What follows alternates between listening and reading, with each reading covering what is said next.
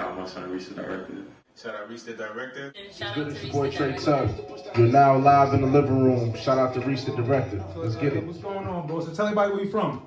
Yo, I go by the name of Trey Tuck. I'm from Bristol, Connecticut. You know what I'm saying? I'm born and raised, but I'm well traveled. You feel me? Right.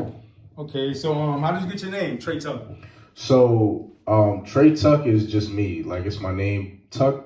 My last name's Tucker. Tuck is just like the moniker that my whole family kind of took on growing up. Like in our neighborhoods, in the schools, everybody knows you as Tuck. Like, oh, you from, you know what I'm saying, short, but it's like some type of like legacy that you had. Like my father was Tuck, and he was like the ball player and like the man of his school. My cousins was Tuck, and he was, you know, they played football with Aaron Hernandez, and like they were great people, you know what I'm saying, super athletic. So I'm Tuck, and I'm just kind of trying to find my way, like at the time, and you know, I ended up following their footsteps, but it's like a family thing, so yeah, I keep it with me, yeah. So how long you been an artist?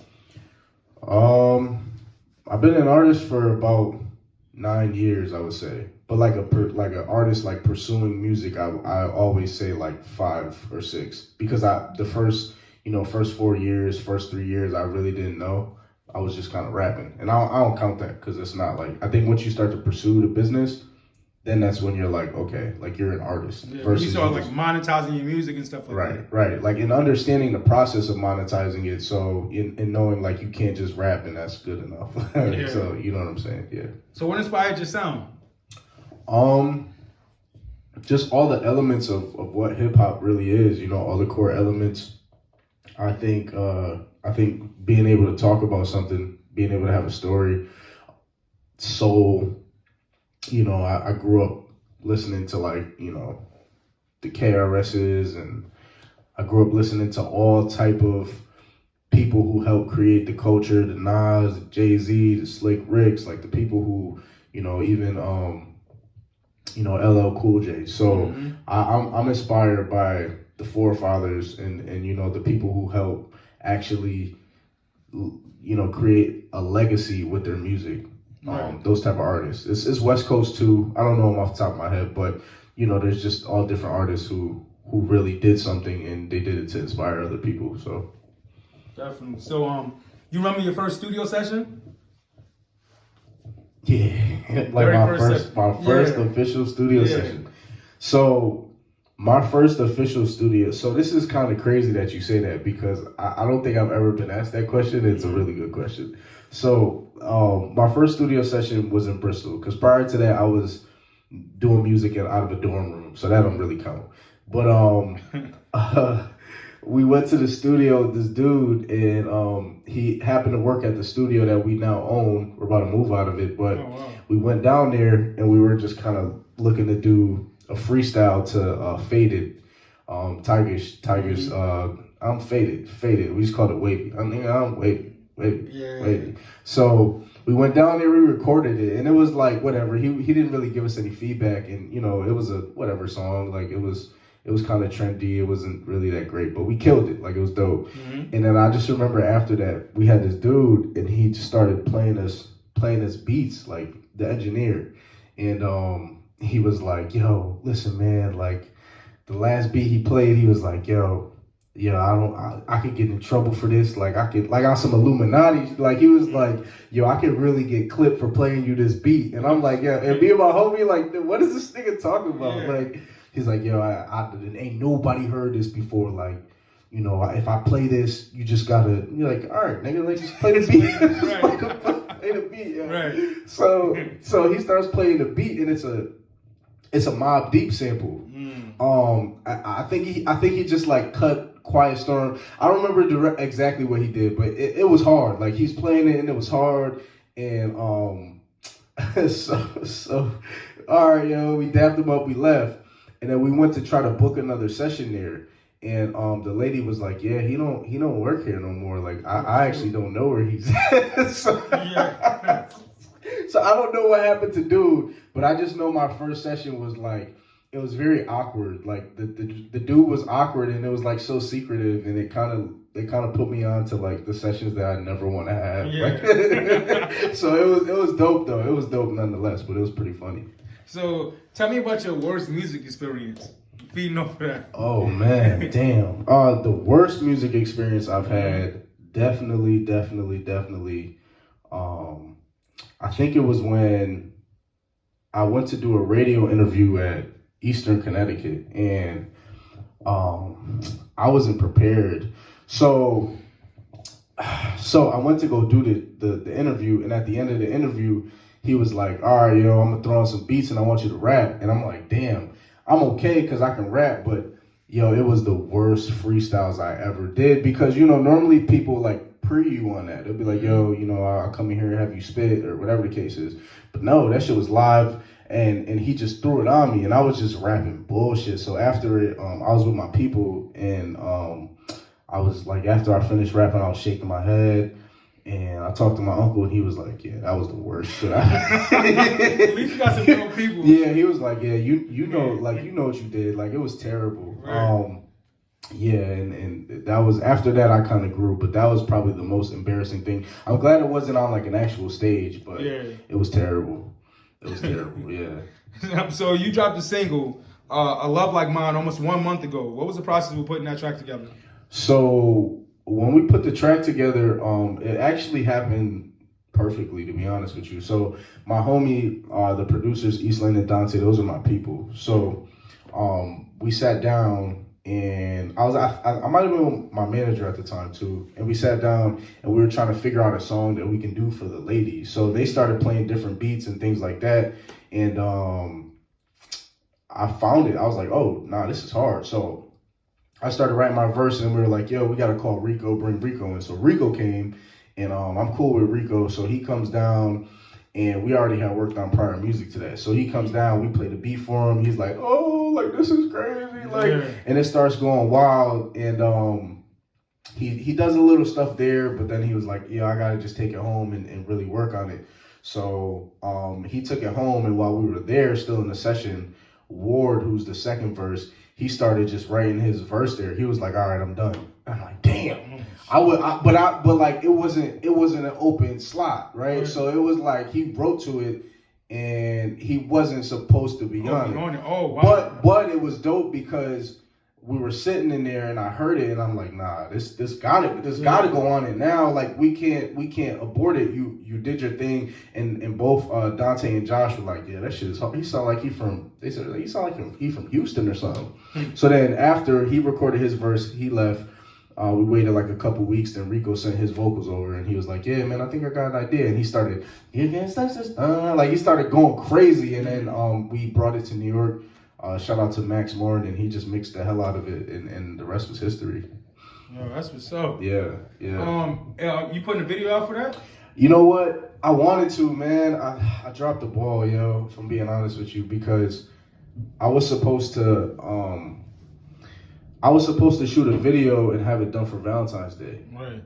But the stars didn't line up it didn't line up that way. So I think maybe in the summer, like maybe leading into the summer when the weather's nice, because it was also kind of hard to put a concept together that would be like luxurious. I was thinking like Rick Ross type of like scenery. So you can't really paint it out here. I was gonna go to New York, but I didn't really want to because it wouldn't have the feel that I wanted to do. And I think the song can bleed into the summer. So people never heard it, people never saw the lyric video, and I just pop up with a video, I think it'd be straight. Right. So it's not dead, but I definitely dropped the ball for it, for sure. I'm sorry. So you dropped an album 2 years ago. It Won't Last Forever. Yeah.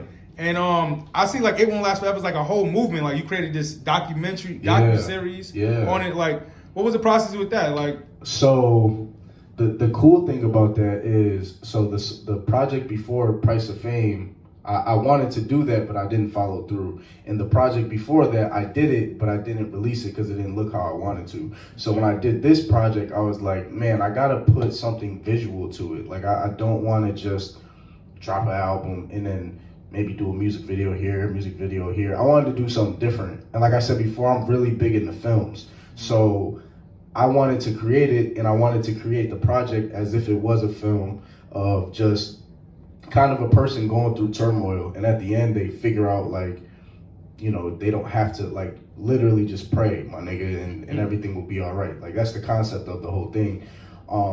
And I was like, man, but I want to do a documentary too, and I don't want to do like I don't want to do a documentary where it's just me in the studio rapping and like, you know, I'm in the booth and people get to see. Nah, I really wanted people to like go through some of the stuff that I was going through. So that whole process, I teamed up with my friend Q, who owns Quintessential Pictures and Noir Films and Trust Productions and Workahol, like a bunch of independent groups, J Films. We got together and we just put it together. So it took a year to do, and it happened during COVID, which was perfect. Like, so the best part about it was I started filming it, then the pandemic hit, and then once the pandemic hit, we had nothing but time because everybody was pretty much doing nothing and locked in, right? Yeah. So, but we were supposed to have it done in 3 months. It took a whole year because the editor got COVID, I got COVID. It just kept going back and forth. Family got COVID, and then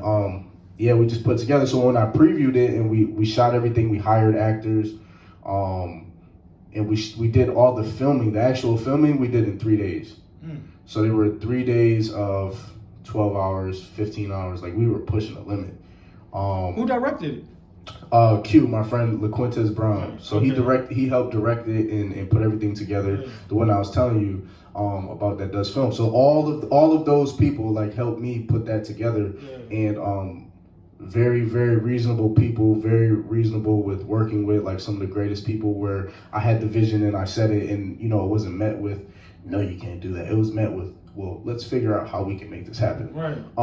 So like I said, we organized all of it, pushed it to the limit, and then we just took all the older clips and just started piecing everything together. Which is dope.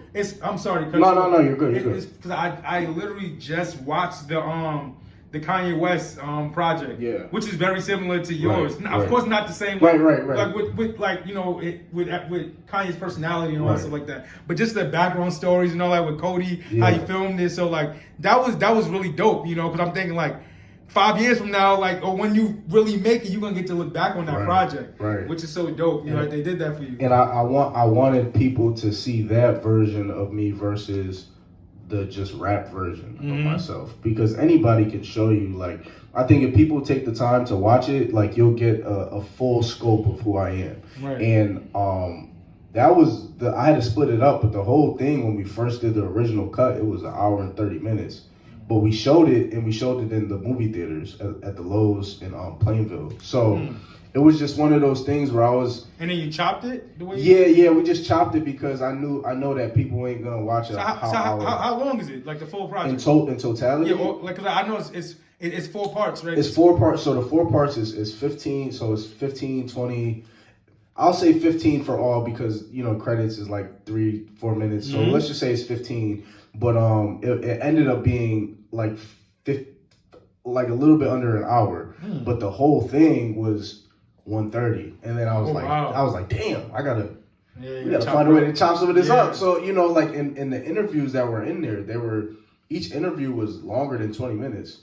So we had to go in there and literally, I helped that process. Like, that was me, like with Jay, and we sat down and I was literally like, we gotta put that there, and that was the first time I ever did that in my life, and it was the most stressful. So is this something you did for yourself, or like you want to put this in film festivals, or like what's the goal with this project? So, you know, I would love for it to be in film festivals. I don't know how to get it there, and since I'm so on to the next, I didn't forget about it, but it's like it's hard for me to invest all that energy in it. I just like to show the world that I can do multiple things, and like my brain isn't just like rap, nigga. Like, it's like, I want to make a film. I know I can make a film now. I want to shoot a music video that is like high quality. I can do that. I want to make music. Okay, I want to give speeches. Okay, like I want to do shows of higher magnitude. Like, I just want to show that I'm very diverse in what I can do. So I would love for it to be in a film festival, but this won't be the last film that I do. You know what I'm saying? So, and I'm surrounded by good people who believe that. So that helps me believe that I can accomplish it versus people who kind of meet you with resistance as soon as you bring an idea that they're not really comfortable with. It's too expensive.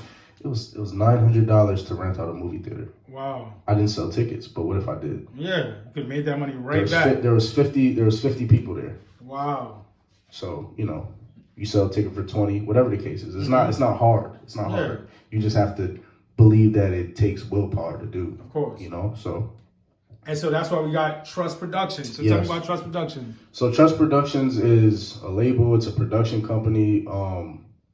I help run it alongside my uncle and Sinis and Charles Tyson and East Layton Dante. So it's a collective of artists as well. So it houses a couple artists. But there's also actors and people who are getting into film production as well. Mm-hmm. So they started shooting they also have a film series. I didn't direct it, but I'm in it. It's called 811, and it's basically about my homie's life, like, and just kind of scripted, essentially, like how his life was, and like I don't know what the word is, but it's like real, but it's like not drama, it's like a drama. It's like a real drama. Like it's based off of some of the situation he's been through. It's called 811, mm-hmm. but it's not, it's not completely real. Okay. But it is dope to see because I was there for some of those thoughts that actually play out on screen. So we work on films, we work on music, and it's just essentially just trying to be universal. Right. You know what I'm saying? So how did you come up with that title? It doesn't last forever. Yeah, so it won't last forever. It won't last forever. Yeah, and I put it in parentheses because I describe it as it can be whatever. Like if you put anything in its place, it makes sense to whatever your situation is. So at my time, it won't last forever. Stress, depression, finances that I don't have or finances that I do have, loved ones that I have. Mm-hmm. Just trying to build up the concept that no matter what you do, it's everything here is temporary. You don't own anything. Like we might feel like we have this, we have that, but at the end of the day, we're gone. Like the only thing you have left is your soul and how you treat people and what you believe in, your faith. So outside of that, all this stuff is monetary. So once you start to realize that, okay, cool. Like you can start to be a little bit more at peace with the decisions you make, like, or the things that you're going through. So like I said at the time, like I got locked up with my brother because we were fighting and the cops tased me for no reason. It was just like a whole bunch of things, but it was such a stressful time. And I had to find something to believe in, like something to tell myself to get out of it. Like, like on the project, the last song, throughout the whole project, our phone calls, people are calling me, this is that, like things, real conversations that people have with me. Happy birthday. Oh, I know you're stressed. Come out here. Like all the things that I hear, but I just can't answer right now. So at the end of the song, at the end of the project, I get to it and it's me picking up the phone, calling, just praying essentially. Like, I need help. I don't know what to do. And then from there is my decision. What do I decide to do? So long story short, it can be whatever you want it to be, but just know that everything is temporary. Pain, love, it's forever, but at some point we lose it. You know what I'm saying? So I just started to think about it like that. Okay. So favorite single on that project? My favorite single on that project would have to be, I really like Getaway, because Getaway is one of those songs where I just like how I wrote on it. I don't think it was the most catchiest, the most radio single, but I think what I was writing and what I was saying was so true to who I was and who I want to be as an artist and as a person, that I was so happy to tell people like, I think I wrote some of the greatest verses on these two verses, like, and just the wordplay and the things that I'm saying. I like that song a lot. And then after that, I definitely would have to say Winning, just because I like to perform it. Yeah. And the funniest thing about that is so when I wrote it, I was trying to get it. Brother used to push the Honda Civic. So I thought my brother had a Civic. He had an Accord. but the concept of it was essentially like my brother, like we was going through it. Like, this is my brother. Like, me and my brother was going through it. Like, like we're really winning now. Like, we're in better position. It doesn't have to be it doesn't have to be money. It doesn't have to be, like, we're just in a better place together as two humans and two siblings and just where we want to go. And that's all that matters to me. So I really like that song. And I like Fonz too with Stephanie Rivera. Like that's a really good song that I think it's a roots flip to tell you don't worry about it. You too influent. So we just kind of flipped that, and it was cool because it was the first time I worked with her, and it came out exactly how we both wanted it, and that was more than I could ever ask for. You know what I'm saying? So, yeah, I like a lot of songs on that project, but I'm so once it's out for me, and it's like it's hard for me to, because I spent 2-3 years creating it. So once it's out, it's like, all right, next thing. You know what I'm saying? So, but it's dope. So who do you listen to right now? I try to listen to people closer to me than further away. So I've been listening to projects that I work on, like Charles Tyson is an artist that I work with, and he's a part of Trust, and East Lane Dante. And I kind of take like tidbits from here and there, like Miss Chris, and there's a bunch of other people that I tune into. But truth be told, I don't really listen to like a lot of rap because I don't like my brain to so when I'm away from rap, I like to think about things that can help enhance it. So like if I'm not recording or headed to the studio, I'm trying to collect information. Right. Sometimes you can't get it in music. So I listen to like Nas, and I listen to people that I know. If I'm turning this on my ride, I'm gonna get a gem from something, somehow, some way. But I listen to a lot of podcasts and just things of that nature, because I can collect that information. You stay in the know, right? Like you keep updated as to what's going on, right. And I feel like sometimes when you drown yourself with too much music as an artist, you start to sound like the people you listen to, or you're like stealing ideas, which is why essentially it takes me longer to do projects, because like I'm cooking up everything in myself that I've been learning to come out with something that I would like, not something that, whoa, this sounds like, it just it's by happenstance I sound like somebody, but I don't do it to sound like this person. I don't use afflictions or ad-libs or like, I do it because that's what I feel. But, some people do get caught in that because, oh, y'all heard him, obviously, but it's something that I think about a lot. So I try to stay away from music as much as possible outside of it. So who do you get compared to? I mean, no artist like you put in the box, but who do people compare you to? I've heard J. Cole. I've heard somebody said Wale. I heard MF Doom. Somebody said Tech Nine. I'm on tour right now, so I did a show in Asheville, North Carolina. Someone said Tech Nine. Okay. Someone said Nas. The first comparison I ever got was by this artist. His name is Charlie Tangeray, and it's my homie. And he said, "You sound like a refined Nas," and I said, "That's dope." Yeah. So I get compared to those type of like artists. You know what I'm saying? But I don't know. I don't know how I feel about it because I don't hear it. Like I don't hear it. I hear myself, but I think it's the tonality and the type of music. It kind of resonates with people differently. So everything is a compliment. So I take it. Definitely. So how often do you write? I write in spurts.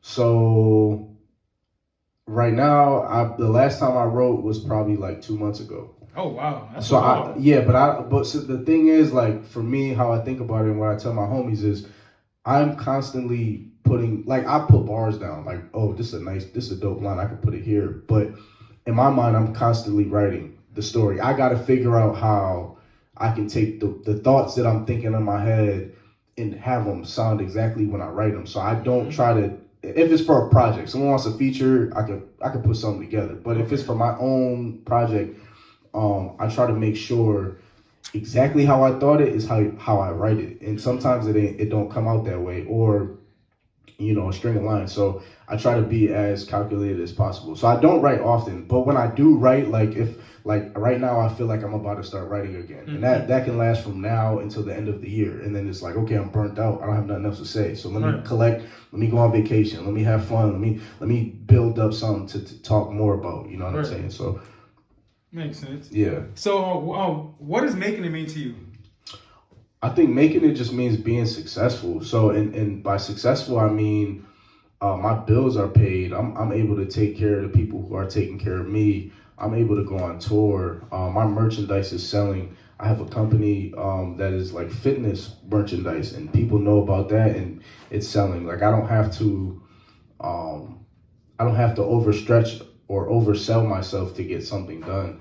I have access to the right people to make the things I want done. So, for example, if I want to go on a tour tomorrow, for me to make it would mean I have every single connection I need in every single one of the states I need to hit there and sell out shows. Right.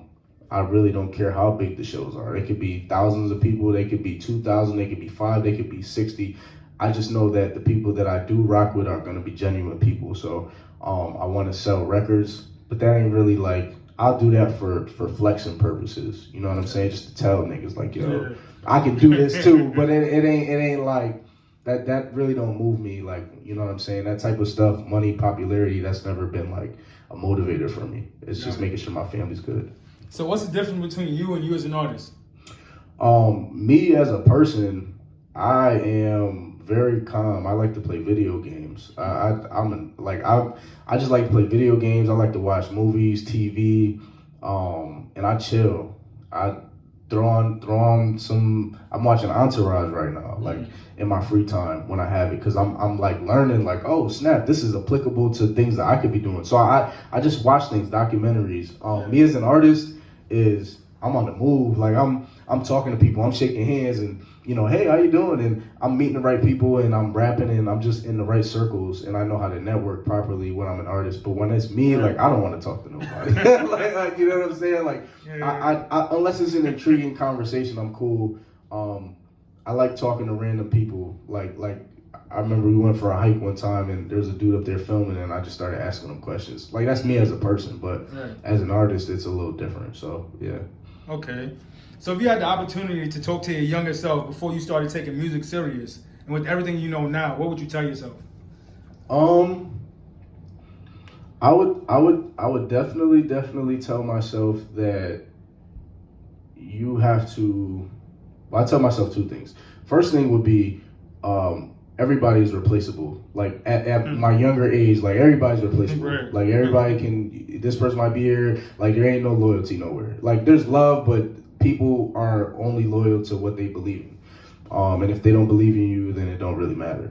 I would tell myself that. The second thing I'll tell myself is just understand that it takes time, and understand where you started. I didn't start in music. You know, a lot of people like, you know, I was in the church and I played this, and you know, as a kid I was writing 16s, and I started at the age of 18 when I wrote my first rap. But I listened to music my whole life. So would you consider yourself a poet as well? Yeah, for sure. For sure. You have moments when you do just poetry? No, I don't. But I have done spoken word before. I don't. I have to really be like intrigued or inspired to just write without like to write in stanzas.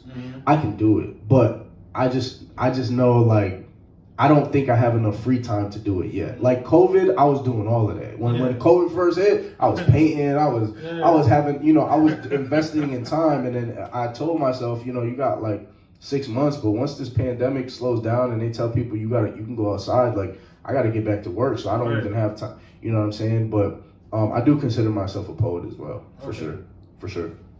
So if you had the opportunity to record a track with any mainstream artist right now, who would it be and why? And do you have a title for that track? That's a good question. Damn, that's a good question. It's not because the first part of it is tough. It's the second part. Because if you're pitching that to somebody, I think you know what? I'm gonna manifest it. So if I had a chance to make a record with any artist right now, I would choose Wale. And I would choose Wale because I think he would murder the beat that I have. And I think he brings a certain presence that a lot of people. One of my favorite tracks from him is Legendary. I don't know if you've ever heard it before, but like where he's just and he's just going like he's just talking crazy, and that's like my favorite version of Wale. Like, so I would love to have that Wale on the record that I have. And the record would be called The Tuck Rule. And the only reason why it would be called The Tuck Rule is because I am Tuck, but also I know he loves football and like analogies. So I think that's like, the Tuck rule changed the game. So I think that would be something that would be really dope to put him on. That would be fire. That would be hard. Okay. So if you had an opportunity to join a label or continue being independent, which route would you choose? Or a major label? You know what, I'm torn. I'm always torn with this question because I'm big on experience. I at the age that I'm at now, I don't think I would jump to join a label over being independent. But I think it could benefit me, because I think I know a lot more. So I think the situations people get into when they sign the labels, they sign them young. So, they kind of get screwed into being there longer. I don't think that would happen to me if I was able to join a label. But if I had to pick, I guess I would have to say independent because you get more of the pie, you own more, you have more control. But what about the resources that the label? I know. But that's the thing, right? So you can have those same resources, but it's like microwave or oven. You know what I'm saying? Like I can have the resources right now, or I can grind it out and have those resources in about 2-3 years. You know what I'm saying? You look at your time like, damn, that food is taking long in the oven, but in the microwave, ding. Like, so I think I would choose independent, and I think that's why I'm here the way I am. I definitely study too many artists, like Nipsey is one of them, like who just really knew how to stay independent and make bread. So I think I would stay independent. Okay. So what's the hardest part in your opinion with growing a fan base, or has it been easy? No, it hasn't been easy. I think the hardest part about growing a fan base now is you're compared to, somebody said this to me, I don't remember who, but it was a great point. Like anytime you put out content, people see you and they compare it to, like, for example, if people are comparing me to J. Cole, right? They're going to take my content and they're going to pair it with J. Cole. If it ain't the same or close to it, it's null and void. How could your content be like J. Cole's content? But because we're all on the same platform. Right. So we all have access to J. Cole, like in a sense where we feel like we can access it. So if he's making music, he's dropping albums, and these albums sound fantastic, and you make music, you have less of a budget, but your sound is similar, it's like, I'm going to gear more towards the person who's kind of already established. So what I had to do was similar to that documentary was I had to just give people my life, like literally like show you like, bro, I ain't no street dude. I ain't into nothing crazy. Like I love people. I love interacting with people, and I know I can heal people, and I have to convince people that I can heal them in order for me to grow them as a fan, to get them as a fan, but they don't feel it until either they've seen it enough to want to click it, or they come to a show and they're like, oh, yo, this is dope. Like, so it's been hard. It's gotten easier because I started to figure out a method in a way, but in the beginning it was hard, man, especially when people don't know you as a rapper. You know what I'm saying? So that's one of the biggest things is like you have to rebrand yourself into being a rapper or artist or actor, whatever it is. If they saw you as Trey Tuck, the nigga who played football, then you the nigga who play football and you ain't rap ever. So why would we listen? Like, ooh, I grew up, so it's a little different. But once you break that barrier, essentially, you start to understand like what the people want from you. So it's been a little bit easier. So do you feel like being too available can be like a downfall with? Yes. Yes. So you shouldn't do every show. Every show, no. No, you shouldn't. So how do you pick your shows? So it's funny you say that, and it's funny that's my answer because it might feel like I jump at every opportunity, but I don't. I vet most of my shows through my manager and Trust Productions and my team. Like we'll be like, yo, is this a good opportunity? Is this not a good opportunity? What are the pros and cons? When I first started doing shows, though, I wanted to do as many as possible because I've never performed in front of people, and I was never a public speaker, so I had to learn.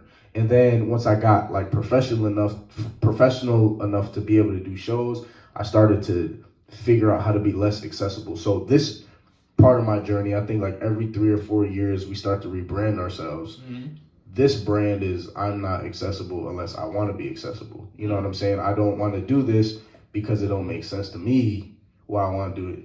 I have a hard time saying no to people because I believe in people. Like I believe in people's visions. Like I want to see everybody win. So it's hard for me to say no to a show that I know, hey, maybe what if, this show might not be good right now, but what if it becomes the next biggest thing? Like, I like to be early to the party rather than late.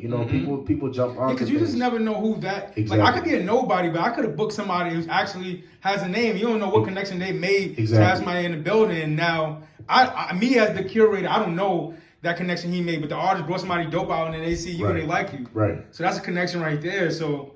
Which is why it's tough, because I think you should take every opportunity with whatever stride you take it in. So like, you do something, you should be looking for pros and cons with it. It shouldn't just be because, this can benefit me because, if I do take this, I might be too accessible, or these people might, like, I put myself in situations where I say yes to everybody, like, yeah, because I believe it, but the truth of the matter is you can't be accessible. Too accessible won't put you on a pedestal. Like, that's really what it is. That's essentially. You know what I'm saying? I agree. When you're at every event, like, now people feel like they can get right next to you. Right. Your value diminishes, which is why, there's value in even getting off social media for a while. Like, if you're consistent, stay off for like 2 months. Yeah. And you might not feel like people miss you, but people will miss you because they'll miss that part of you. It's the fear of missing out, which essentially is tough for some people. For me sometimes too, but. So if you had to choose between what makes you happy and what makes you money, which one would you choose? And be honest. If I had to choose between what would make me happy and what would make me money, right now at this point in my life, I would choose what would make me money. Only because I know it makes me happy. So I don't know if that's like kind of like slighting the question, but I don't know. I know it makes me happy. I don't know what consistent, like, I know what money is like, but I don't know what it's like for me to have an abundance of it. You know what I'm saying? From something that I love doing, and that's something that I would love to taste. Because then if I don't like it, I could be like, all right, fuck this, I'm out. I go back to the things that I know that I love. But if I lose all that in the process of getting the money, that's tough. That's tough. Yeah. That's tough. I remember I was at a show. I was at a festival in the summer, and this shit broke my heart, man. This dude was like, he watched my set, and he was like, Jamaican dude, like old head, and he was just like, yeah, man. He was just talking to me, and he was like, yeah, man, just keep struggling, brother. Like, we need it. And I said, damn, that sucks to hear. Just keep struggling. Because those are the people who are revolutionary. And that's what he was getting at. And I got it, but I said, damn, like, I can't just have it. Like, so to hear that, I felt good about it, but it just put me in perspective. So like, I'm lying, that's bro. I'll choose happiness. So most people don't ask this question, but I'm still curious. Who's your top 5, dead or alive? No specific order. Top 5, dead or alive, and that's just off one LP. I gotta go. I definitely had this conversation. I got Biggie in there. I got Jay-Z in there. I got Nas. So that's 3, right? I got J. Cole in my top 5. And for 5, it's a split. To me it's either Jadakiss or Kanye West. I can't choose in between. But I'll say Jada because the locks like raised me. But his verses, like, and like I said, I'm not from none of that. So like, for me to be able to like feel, like, Still Feel Me is one of my favorite songs. So I would have to put him in 5. And I see what he did in the verses. I was telling him. It was like he just wrote them shits. How he remembered it, like. As soon as I heard him do it, I was like, oh my. And I was telling my homie, I was like, yo, you just don't know. Like Jadakiss is an animal. So I would have to put him up there. It gets a little bit easier after 5, but yeah. I think they're interchangeable at points and times in my life, but yeah. So what's your go-to track? I mean, when you're in your bag, when you just any mood, your go-to track. Young Nigga by Nipsey Hussle, one of my favorite songs. Cause he's just, I don't know, yo. I remember I was going through it. That and Young Nigga is one. Because I just like what he was talking about, and I like his cadence, and Diddy was in the back. Let's go, like just giving him that extra like emphasis. It kind of felt like Hate Me Now, but like the West Coast version of it, and it was super dope. And what was it? I think it's I Serve the Bass by Future. Like that's like I'll be in my bag. Like I love that song just because those two songs alone got me through a time where I was super, like, I was gonna be depressed if I wasn't, like, I was in the gym. So those two songs in the gym, I was like, whoo, I'm listening to Future, like, oh. So I felt really good with those two, but Young Nigga definitely by Nipsey Hussle was hard. Like, okay, that's the anthem. So my last question, what makes you different? I think because I'm just real. Like I know that's like a real cliche thing to say, but you know, I don't try to be nobody that I'm not. Like I started to realize, like, I'm from Bristol, Connecticut. So Bristol is not, you know, it's not the craziest place, but it's whatever. But I have been able to exist in every single like plane of people. Like I can be around anybody, bro. And like real genuinely, like people who have more, people who have less, people who have more to lose, people who have less to lose. Like I've been in every single situation, and I just am true to myself. Like I don't say nothing that I don't feel, and I just bring a real emotion. Like I care about people, so I like to see people win, and I think that's real to me. I think a lot of times you get rappers or people who are artists, and you know, they have to put on a persona, and essentially, this is who I'm glad I am. I don't have to fake this. Like I had to develop to be this way. I had to kind of push myself to be more influential and speak my mind more, because I didn't do it as much as a child, and as a teenager I was very quiet. So like me developing into this person is like really real for me. I can talk to people, and I like to speak life into people. Like I like to be like, yo, you could do that, because I heard a lot of, I don't think you should do that when I was trying to pursue, or that's maybe not a good idea. I'm gonna do it, and if I fail, then I'm gonna learn that it wasn't a good idea. Right. Because it ain't putting nobody at harm's risk. So I think, you know, I became a person who is just real. Like I said, and I'll tell people, yo, you know, I am the greatest, and I'll also say, yo, I got some stuff I gotta work on. I'm very in tune with myself. That's the best thing about who I am, is I'm in tune with myself. And I'm willing to help others. So to me, that's real. All that talk about that fake shit, and you know what I'm saying? Like, people ain't be always talking, but don't do as much as they say. So I try to accomplish it and do less talking, you know? So. Yeah. Yo, Trey, I definitely appreciate you for coming out, you know, vibing with me. We live in the living room. Absolutely. Would you mind leaving us with a short performance? Absolutely. This is Getaway by Trey Tuck. Yeah.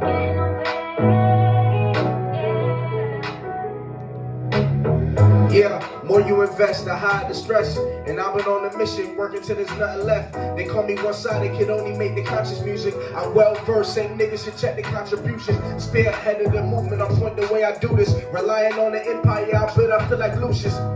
Ain't nobody question what we doing. Let's take this show on the road, nigga, let's start getting to it. I came a long way from the continental breakfast. I'm more mature, now I treat my exes like a lesson. I can't shake while I draw from like I'm etching sketching. This feel like 5 a.m. LA Mad Lion sessions.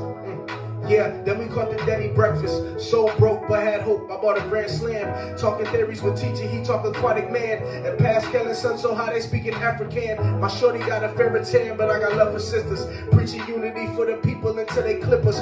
More vicious to talk different when they chicken little. I study game long enough to dodge a second fiddle. Damn, that's when they feel you. They tell you they love you, thinking them words will heal you. And actions don't follow, judge you like Uncle Phil do. Stand by me when it's crazy, thinking what would still do. Niggas out of pocket acting like they dual threats. Annoyed by the web he connects. In every circle, check the radius, yeah. Speak with passion, that's just what gets. Yeah, speak with passion, that's just how we guess. Yeah, I feel like getting away, getting away, getting away, getting away. If you're at home right now, clap with me like this. Ready?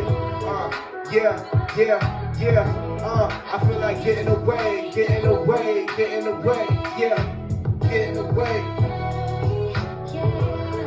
Verse 2, Listen, thinking so far ahead of time, you misread. Dropped the leg sick for the days we lived in red. Below the poverty level, but kept it strong and fed. No government cheese, we have ramen instead. Burning CDs and watching movies relieve the stress. $1 in the dream, but with the hope we would invest. I'm praying for better days. Tupac said it best. Tired, but I barely rest. And even though I rubber wrong, we never lost a thread. I'm on my sophomore year, this feel like my second leg. Where the growth ain't hormones or stones, we mended broken codes. I felt inspired before I hit the bed. Back when Jeezy showed us how to break a press. The winners in the winter had us colder than a bitch. They couldn't tell us shit, we felt like Chippin' Hills rich. And I was burning hills with hopes of a scholarship, damn. They steady asking who I'm loyal to, but they never give a fuck about what I'm going through. I start to manifest before they start controlling you. I watch for the snakes and I'm thinking, what would Kobe do? Mo and Sean done, we celebrate. Drink more water and watch how you levitate, yeah. 64 ounces, I mix that with the meditate. And I can medicate, yeah, but I won't get away, no, sing it. I feel like getting away, getting away, getting away, getting away. One more time. Listen, I feel like getting away, getting away, getting away, getting away, getting away.